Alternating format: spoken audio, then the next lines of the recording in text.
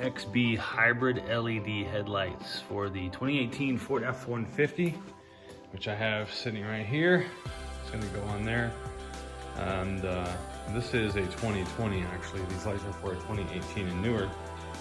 This is what they look like. They're hybrids, so they are LED, except for this here is, I believe, it's the turn signal. That's the only part that's not LED. The others are LED with the high and low beams. And this is what they look like in the box. Right there. So you have your side marker light here, your halogen turn signal, and your high and low beam LEDs. Now these have a gray housing to them.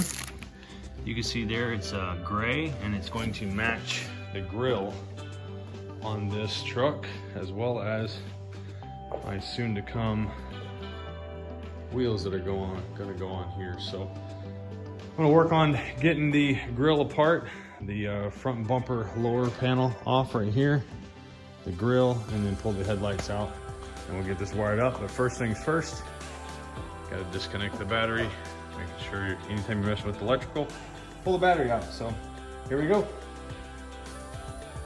It's an easy install. Just pull off the grille and the lower grille panel piece, pull the headlights out, install the new ones, plug and play install, no issues whatsoever.